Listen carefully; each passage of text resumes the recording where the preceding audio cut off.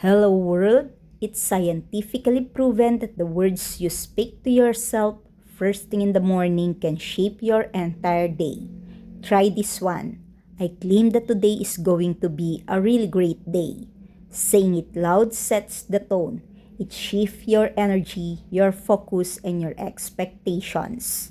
Suddenly, you are not just going through the emotions, you are looking for the magic and proof that it is really great day. Even though most of the days include working, you have to find ways to romanticize the little moments.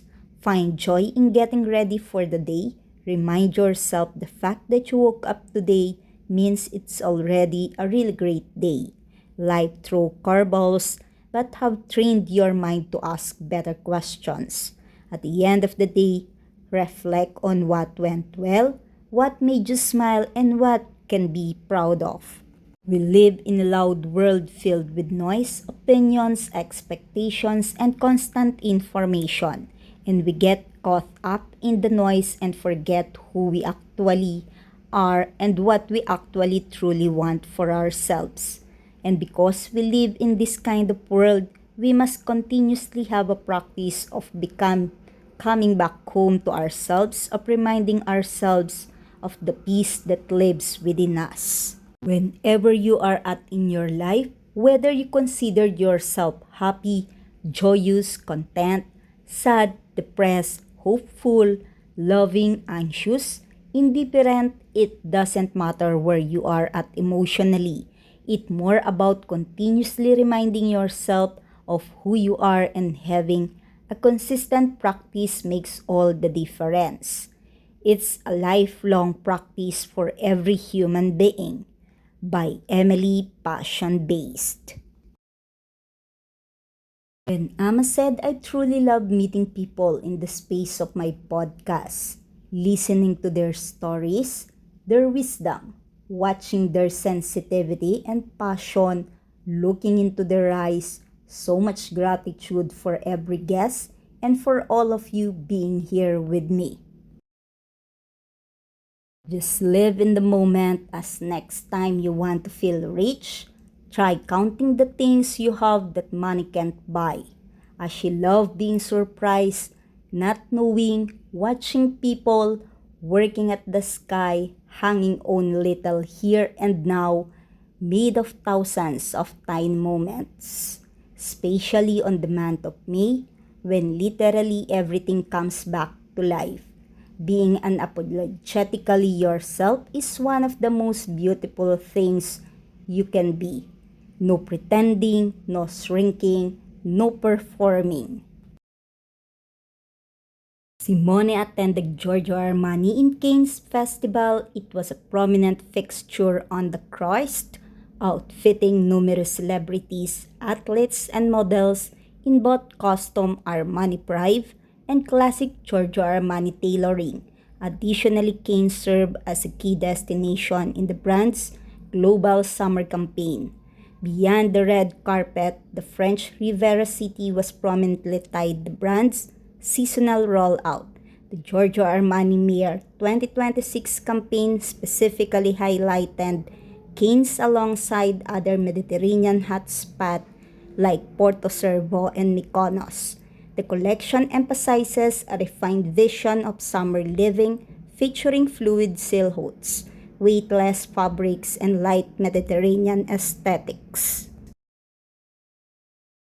Simone is in Belgrade, as to Tara Sibov, the PR and marketing consultant for a project which she had been in collaboration with Dahlia Aesthetic Center. Simone Cecina as the official trademark of Dahlia Aesthetic Center that combines international image, aesthetics, luxury, and serious regional communication. Dahlia is a historic Belgrade-based cosmetic manufacturer originally founded in 1924, though they specialize in retail skincare rather than chemical treatments. If you meant the premier aesthetic center, Dahlia Aesthetic Center, it is a well-known medical aesthetic provider. Dahlia is a domestic cosmetic brand that have been nurturing skin and trust for over a century. It combines knowledge and craftsmanship, natural ingredients, and modern technology in order to create products that rely on tradition and suit the rhythm of modern life. They develop and produce all formulas in factories in Serbia with strict quality control and dermatological testing. They simply believe in effective care for every generation from a baby's first days through teenage skin to the daily routine of the whole family. That is why Dahlia is today synonymous with reliability, accessibility, and gentle effectiveness, a brand that lasts, changes, and remains true to what it was created for, to restore balance to the skin and a little warmth to everyday moments of care. Hey, hey, hey! What's up for today?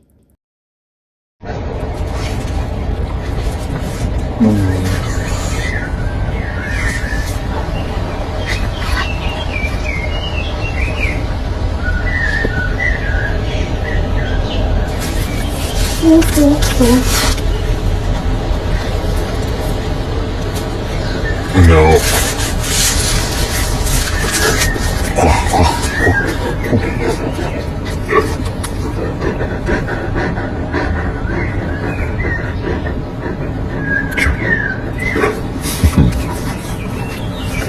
What? Okay, Lucho, just follow Brando. Lucio! Sit! Sit!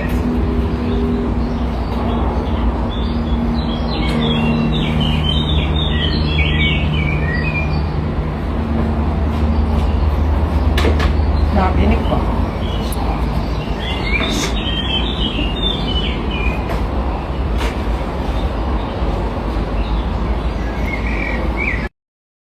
Oh yeah, wow! You are both cool!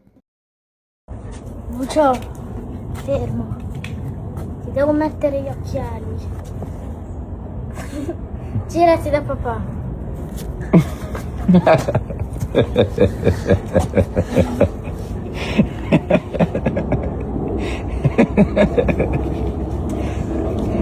Yeah.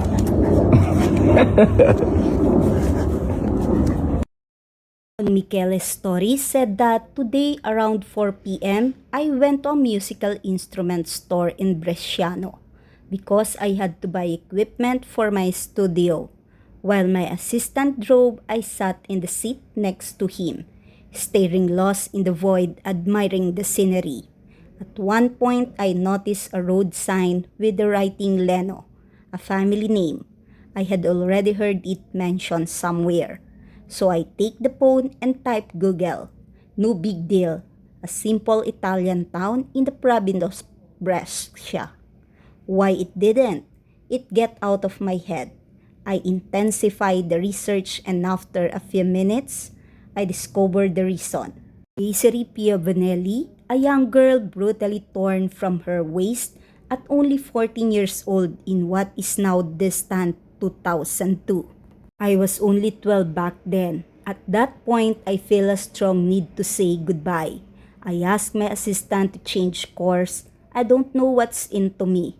The sun was strong and there was no one in Leno's cemetery. After a few tries, I find Desiree's picture. She wears a beautiful, carefree smile next to me. I have a beautiful tree with red flowers. I take one off and put it in the flower bed to keep others company. I haven't had tears in my eyes like this for how many years. Just to think that this gorgeous little girl would have been a 37-year-old woman today and maybe mom too has made me furious and extremely sad. I dedicate a prayer to her never done in my life. I leave a caress on the photo and go into a hurricane of emotion. Life is a wonderful gift, remember that. Okay, go, go, Brando. And 1, 2, 3, 4.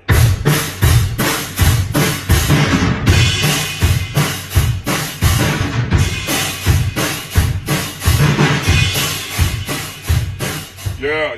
Okay, perfect. So great, you can also play this one. Per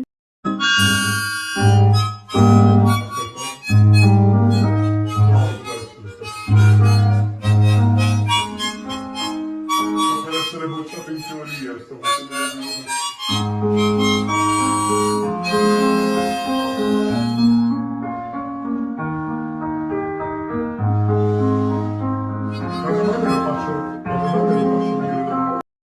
Yes, you really both ready for your concert, father and son song sensation.